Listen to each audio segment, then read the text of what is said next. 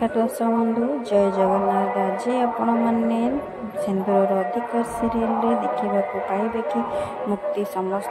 चूली रोषे करते। विक्रांत कहे अरे बा मुक्ति तुम तो बहुत बढ़िया रोषे कर चूली मु तो केवे भाभी नी। लाली से लाली कहे जेजेमा कहे हाँ मो सुंदरी कि तू कौन बोली भाविचु कि मो सुंदरी बहुत भल रोषे कर ऊपर मुही टोपी बोली खाली सजबाज हम लिपस्टिक लगेब चुटी की साइज कर मुक्ति मन मन हसुव। जेजेमा कहे मो सुंदरी सर्वगुण संपूर्ण से बहुत भल आ बढ़िया रोषे करी। लताशा मन मन रागुव एपटे समस्ते बहुत आराम से खाऊे। से ठीक टाइम खाଇବା सरला पारे मुक्तिर सासू माँ माने धनश्री आसी कहे हाँ मुक्ति तू आज बहुत बढ़िया रोषे करूँ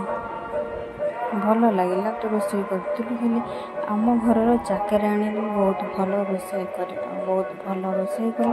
ताकू आम पाउना किसी दे था आम घर चाकराणी जिते बड़े पाउना नहीं तू तो भल रोषे कर तोते भी किसी पाउना दबा पड़ो नहीं ए चाकराणी ठार बहुत अधिक टंका अच्छी नहीं धनश्री को समस्ते रागे चाहूथे मन मन गाड़ी देते मुक्ति भी होते नेतु तो लताशा ता भौणी भोली वो रिच फैमिली आसुना तो गाँवली मूर्ख तो से किसी पाउना दि जाऊँ ना से रिच फैमिली आसी ते किसी भी पाउना दि जान था किंतु से ओल्ड मॉडल बोली तोते किसी मैं पाउना देवुची आते टंका देखी तो बहुत खुशी हो जाती मुक्ति मुक्ति कह हाँ बहुत खुशी किंतु रोषे बास करके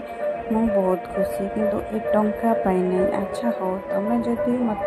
स्नेह आ खुशी पैसा दौच ताहले ठीक अच्छे मो खुशी और स्नेह पैसा को नौची